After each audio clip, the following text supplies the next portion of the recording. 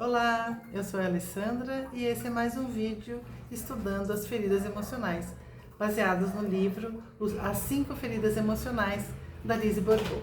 A gente já estudou a rejeição e hoje a gente vai começar a estudar o abandono.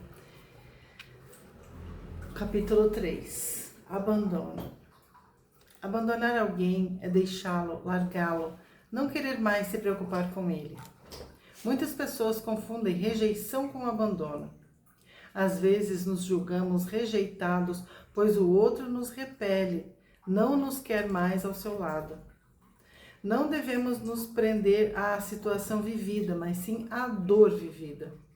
E para saber qual a ferida foi ativada, devemos estar atentos à nossa reação e à pessoa com quem vivemos o problema.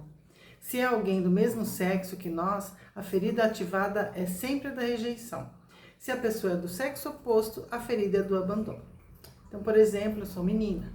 Então, se eu vou sofrer a ferida da rejeição com a minha mãe e do abandono com o meu pai, mesmo numa mesma situação, com os dois. Com minha mãe eu vou sentir rejeição e com meu pai eu vou sentir abandono. No caso de um menino, com a mãe ele vai sentir abandono, com o pai ele vai sentir rejeição. A ferida vivida no caso de um abandono, assim como as 3 próximas feridas que analisaremos, trata do ter e do fazer. Somente a ferida da rejeição toca diretamente no ser. Veremos aqui alguns exemplos de situações capazes de despertar a ferida do abandono numa criança. Uma criança pode se sentir abandonada se a sua mãe passar de repente a se ocupar com um bebê novo. O sentimento de abandono será ainda mais forte se o bebê necessitar de cuidados especiais por ser doente ou problemático. A criança terá a impressão de que sua mãe a abandonou e abandona continuamente para cuidar do outro. Começará a achar que será assim para sempre, que nunca mais será de volta a mãe de antes. Outra situação, se seus pais saem para trabalhar diariamente e dedicam pouco tempo à criança. Quando a criança é levada para o hospital e seus pais têm que deixá-la lá, ela não compreende o que acontece. Se tem consciência de que foi um pouquinho mal criada nas semanas anteriores e que os pais se aborreceram com seu comportamento na ocasião, o sentimento de abandono pode ser ainda mais pronunciado. No hospital, ela pode resolver acreditar que os pais a abandonaram para sempre. Mesmo recebendo a visita diária dos dois, a dor gravada no momento em que ela se sentiu abandonada prevalece. Esse sofrimento a incita a criar uma máscara para si, julgando que esta a ajudará a não reviver mais a dor. Uma outra situação é quando os pais deixam a criança com alguém durante as férias, mesmo que seja com a avó. Uma outra também situação, se sua mãe está sempre doente e seu pai vive muito ocupado ou ausente e ela é obrigada a se virar sozinha. Conheci uma senhora que viveu um medo terrível quando seu pai faleceu. Sua morte, que ela encarou como um abandono, foi muito marcante, pois na época sua mãe não cansava de lhe dizer que a expulsaria de casa assim que ela fizesse 21 anos. Essa senhora que se sentia rejeitada pela mãe teve medo, porque pensava o tempo todo: o que vai acontecer comigo sem papai para cuidar de mim quando eu tiver que ir embora? Várias pessoas sofrem da ferida do abandono, relataram falta de comunicação com o genitor do sexo oposto quando eram jovens. Julgavam esse pai ou mãe fechado demais e o recriminavam por deixar o outro genitor ocupar todo o espaço. E estavam convencidas de que a figura parental do sexo oposto não se interessava por eles. De acordo com as minhas observações, a ferida do abandono é vivida com o genitor do sexo oposto, como já foi explicado. Em contrapartida, observei que muitas vezes uma pessoa que sofre de abandono também vivencia a rejeição. Quando jovem, por exemplo, a menina se sente rejeitada pela mãe e abandonada pelo pai, que, ao seu ver, deveria ter lhe dado mais atenção e cuidado para que ela fosse aceita pela mãe. Uma criança pode se sentir abandonada pelo genitor do mesmo sexo, mas na realidade é a ferida da rejeição que ela vivencia. Por quê? Porque o genitor do mesmo sexo que não liga para ela age assim por rejeitar a si mesmo e no fundo a criança percebe isso. Quando um pai rejeita a si próprio e tem um filho homem, é normal e humano que ele rejeite o garoto, até inconscientemente, pois este lhe evoca a sua própria pessoa. O exemplo da senhora que perdeu o pai aos 18 anos ilustra bem essa dupla ferida de rejeição e abandono. Aprofundando um pouco mais esse assunto de caráter, você perceberá que a maioria das pessoas tem mais de uma ferida, mas nem todas elas sentem o mesmo grau de dor. Os que sofrem de abandono não se sentem alimentados afetivamente. A falta de alimento físico também pode despertar a ferida do abandono, que se manifesta normalmente antes dos 2 anos de idade. A máscara que o indivíduo cria para si, a fim de tentar esconder de si próprio sua ferida, é a do dependente. Utilizarei então essa palavra para descrever a pessoa que sofre de abandono. Irei designá-la ao longo de todo o livro como dependente. Quem utiliza essa máscara exibe um corpo carente de tônus. Um corpo esguio, magro, apático, indica uma ferida do abandono mais profunda.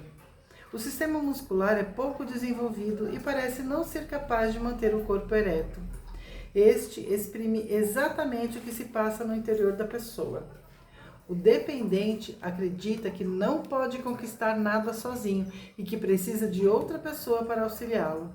Seu corpo reflete essa necessidade de apoio. Não é difícil ver em sua figura a criancinha que precisa de ajuda.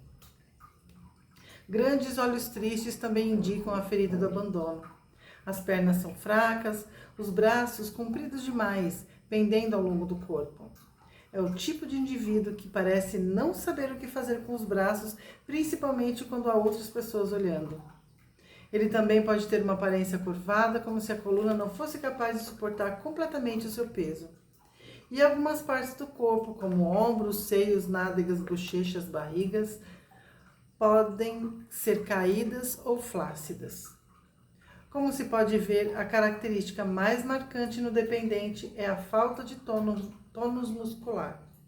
Se você perceber isso em alguém, provavelmente essa pessoa adota a máscara do dependente para esconder a ferida do abandono. Não se esqueça de que é a intensidade da ferida que determina a espessura da máscara. Uma pessoa muito dependente terá sempre as características mencionadas acima. Se um indivíduo tem apenas algumas delas, é porque a sua ferida é mais leve. É importante observar que no caso de uma pessoa gorda que carece de tônus em determinadas partes do corpo, seu excesso de peso pode indicar outra ferida, que nós analisaremos mais adiante. Você deve aprender a diferenciar a máscara do escapista da máscara do dependente. Pode haver 2 pessoas muito magras ao seu lado e uma ser escapista e a outra dependente. Ambas podem ter tornozelos pequenos e punhos finos. A diferença é perceptível, sobretudo no tônus. O escapista, apesar de sua magreza ou baixa estatura, mantém-se aprumado, e ao passo que o dependente adota uma postura apática. O escapista parece ter a pele mais colada nos ossos, porém com um sistema muscular sólido, enquanto o dependente é mais adiposo, embora careça de tônus. Quando uma pessoa sofre das 2 feridas, rejeição e abandono, é possível detectar em seu corpo determinadas características do escapista e do dependente. A ferida que salta mais aos olhos indica aquela de que a pessoa sofre com mais regularidade. Olhar as pessoas à sua volta para descobrir suas feridas é um excelente exercício de intuição. Como o corpo diz tudo sobre a pessoa, há cada vez mais gente tentando modificar sua aparência física, geralmente por meio da cirurgia plástica ou da malhação. Quando tentamos esconder nosso corpo, buscamos dissimular as feridas que ele representa. Na verdade, é com a nossa intuição que podemos descobrir as partes que as pessoas tentam transformar em si mesmas. Por exemplo, observando uma cliente durante uma consulta, notei que ela tinha seios firmes e bonitos, quando na realidade a minha primeiríssima impressão era de que ela tinha os seios caídos. Foi um flash de poucos segundos, mas como aprendi a confiar em minha intuição, falei com ela sobre a reação que tive e perguntei-lhe se havia feito uma cirurgia plástica. Ela confirmou, dizendo que recorreu à cirurgia porque não gostava de seus seios caídos. Às vezes é um pouco mais difícil enxergar com clareza certos detalhes físicos, principalmente no corpo feminino por causa dos vários acessórios usados pela mulher, sutiãs, ombreiras, enchimentos, que confundem o olhar. De toda forma, a pessoa que se olha no espelho não pode mentir para si mesma. Recomendo, portanto, que siga sua intuição e sua primeira impressão ao examinar outra pessoa. Conheço homens que fazem musculação desde adolescentes, mas que apesar do tórax e dos braços bem definidos, apresentam certa falta de tônus. Quando interrompem os exercícios físicos, seu corpo volta a dar mostras de flacidez. Isso acontece apenas nos homens dependentes. Não é porque escondemos fisicamente uma ferida que ela é sanada. Volto ao meu exemplo do ferimento na mão citado no primeiro capítulo. Esconder a mão numa luva ou atrás das costas não faz a ferida se curar. Dos 5 tipos, o dependente é o mais apto a se tornar vítima. Há fortes probabilidades de que um dos seus pais ou mesmo ambos sejam igualmente vítimas. A vítima é uma pessoa que engendra dificuldades de todo tipo ao longo da vida, em especial problemas de saúde, para chamar a atenção para si. Isso provê as necessidades do dependente, que julga nunca ter o suficiente. Ele acha que se não conseguir atrair a atenção do outro, não poderá contar com seu apoio. Podemos notar este fenômeno nos dependentes quando eles estão ainda muito jovens. A criança dependente precisa sentir que, se der um passo em falso, contará com alguém para ajudá-la a se recuperar. É uma pessoa que dramatiza muito. O mais ínfimo incidente ganha proporções gigantescas. Se, por exemplo, seu cônjuge não liga para avisar se chegará atrasado, ela pensa no pior e não compreende por que ele a deixa sem notícias, fazendo-a sofrer tanto. Ao depararmos com uma pessoa que se comporta como vítima, costumamos nos perguntar como ela consegue arranjar tantos problemas. O dependente, por sua vez, não vive esses incidentes como obstáculos. Ao contrário, encara seus próprios problemas como dádivas, pois chamam a atenção dos outros para si. Isso impede que se sinta abandonado. Ser abandonado é mais doloroso do que encarar os múltiplos problemas que ele cria. Só um outro dependente pode realmente compreender isso. Quanto mais uma pessoa age como vítima, mais se agrava a sua ferida do abandono. Pude constatar, entre outras coisas, que uma vítima costuma gostar de fazer o papel de salvador, como, por exemplo, quando o dependente desempenha o papel de pai com relação aos seus irmãos ou tenta tirar alguém que ele ama de uma dificuldade qualquer. São meios sutis de receber atenção. Na realidade, quando o dependente faz muito por outra pessoa, ele deseja, sobretudo, ser elogiado, sentir-se importante. No entanto, essa atitude acarreta dores nas costas, pois ele coloca sobre si responsabilidades que não são suas. Ele costuma ter altos e baixos. Durante certo tempo está feliz e tudo corre bem. De repente, sente-se infeliz e triste. Pergunta-se inclusive o porquê disso, já que essa situação é frequente e acontece sem motivo aparente. Mas, se ele procurar bem, descobrirá seu medo da solidão. A forma de ajuda que o dependente mais carece é o apoio dos outros. Tenha ou não dificuldade para tomar decisões por si próprio, o dependente costuma pedir a opinião ou aprovação dos outros antes de decidir qualquer coisa. Ele precisa se sentir amparado em suas decisões. Suas expectativas em relação aos outros estão ligadas ao que eles podem fazer para ajudá-lo. Mas não é uma ajuda física que ele procura, e sim o apoio de alguém no que ele faz ou quer fazer. Quando é apoiado, sente-se amado. O dependente pode parecer preguiçoso, pois não gosta de praticar esportes ou executar tarefas manuais sozinho. Ele precisa da presença de alguém ao seu lado. Quando faz alguma coisa para o outro, é na expectativa de um retorno de afeição. Quando recebe atenção a afeição almejada, compartilhando uma atividade agradável com outra pessoa, ele deseja que aquilo dure, e o fim de um prazer é vivido como um abandono. A pessoa dependente, inclinada para o seu lado vítima, tende a ter uma voz de criança e a fazer muitas perguntas, em especial se for uma mulher. Isso pode ser constatado quando ela pede ainda. Tem grande dificuldade de aceitar uma recusa e a sua tendência é insistir. Quanto mais sofre ao receber um não como resposta, mais propensa ela fica a utilizar todos os meios para obter o que quer, ou seja, usando manipulação, manha, chantagem emocional e etc. O dependente pede conselhos com frequência, pois não se julga capaz de chegar lá sozinho, mas isso não significa que escute as sugestões recebidas. Ele fará o que lhe der na veneta, uma vez que o que procurava não era necessariamente ajuda, mas sim apoio. Quando está com outras pessoas, deixa que andem na sua frente, pois preferem que elas o guiem. Acredita que se sair bem sozinho, ninguém cuidará dele no futuro, e o isolamento de que ele quer fugir a todo custo virá. De fato, a solidão é o maior medo do dependente. Ele está convencido de que é incapaz de administrá-la. Por isso, se agarra aos outros e faz de tudo para chamar a atenção. Está disposto a qualquer coisa, até mesmo a encarar situações penosas para ser amado. Seu medo é: o que farei sozinho? O que será de mim? Está em constante conflito com ele próprio.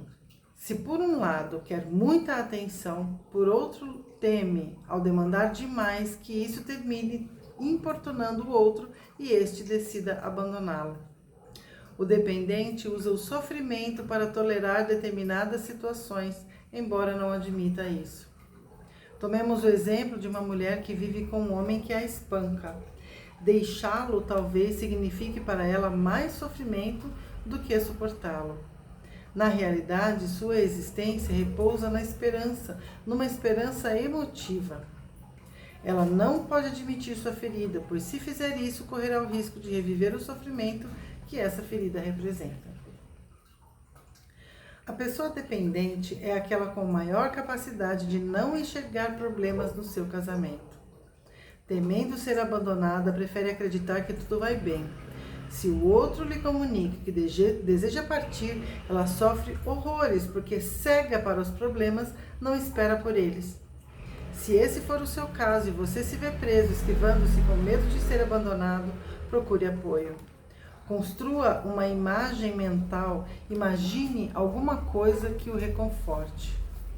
Não desista, principalmente se você está vivendo momentos de desespero e acha que não pode mais receber ajuda externa. Talvez você pense que não pode se safar sozinho, mas esteja certo de que para todo o problema há uma solução.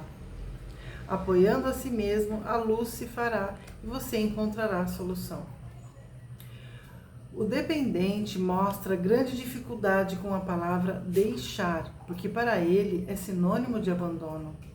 Se, por exemplo, o dependente fala com uma pessoa que lhe diz: tenho que deixar você agora, preciso ir, seu coração se ressente.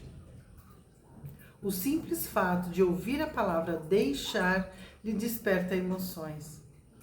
Para não se sentir abandonado, é preciso que o outro lhe explique a razão de sua partida, de preferência sem usar essa palavra. Quando o dependente se sente abandonado, ele acha que não é suficientemente importante para merecer a atenção do outro. Observei muitas vezes que se ouso consultar meu relógio para ver a hora, o que faço muito por causa da minha agenda cheia, quando estou na companhia de uma pessoa dependente, sua fisionomia muda.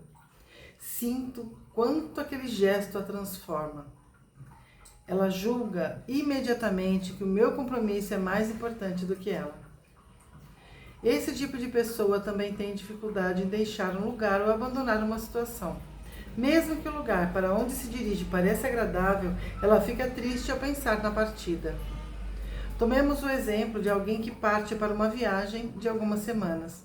Ele terá dificuldade em se despedir dos colegas de trabalho ou do lar.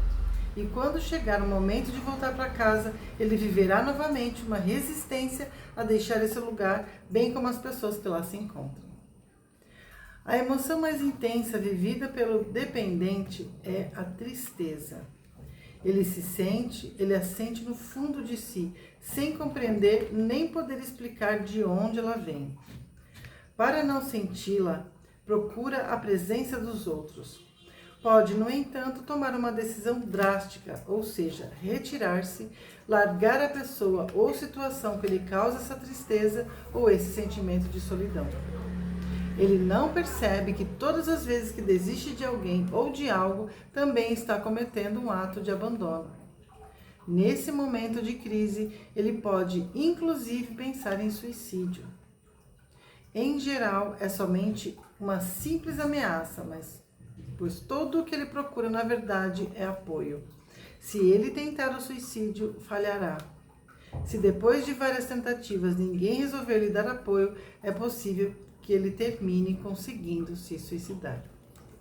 Se precisar de ajuda, se precisar falar com alguém, meus dados de contato vão estar aqui no final desse vídeo. Vou deixar o meu telefone. Se você se sentir deprimido e precisar falar com alguém, 188 é o telefone que ajuda muitas pessoas. É o telefone Centro de Valorização da Vida. Mas eu vou deixar meus contatos aqui para vocês. Se você sentir que precisa falar com alguém, eu estou à disposição. O dependente costuma temer toda forma de autoridade. Ele imagina que alguém que exibe uma voz ou um ar autoritário não vai querer perder tempo com ele. Julga-o indiferente e frio. É por essa razão que é tão caloroso com os outros. Acha que, sendo assim, os outros também serão calorosos e atenciosos em vez de frios e autoritários. O dependente costuma empregar bastante as palavras ausente e sozinho. Ao falar de sua infância, por exemplo, dirá que o deixavam frequentemente sozinho e que sua mãe e seu pai estavam ausentes. Pode reconhecer que sofre de isolamento quando vive uma grande ansiedade ao se imaginar na solidão. Acha que tudo seria muito melhor se tivesse alguém ao seu lado. Qualquer ser humano pode se sentir sozinho, mas sem sofrer em demasia com isso. O grau de ansiedade determina o grau de sofrimento. Sentir-se isolado também gera um sentimento de urgência nesse tipo de pessoa, pois ela tem medo de que o que quer que lhe falta lhe seja recusado ou se torne inacessível no momento em que ela o desejar. O que se esconde por trás da sensação de isolamento é: o indivíduo dependente se fecha incondicionalmente para a coisa ou pessoa que tanto deseja junto a si. Ele não se abre para receber ou aceitar aquilo ou aquele que deseja por medo de não merecê-lo.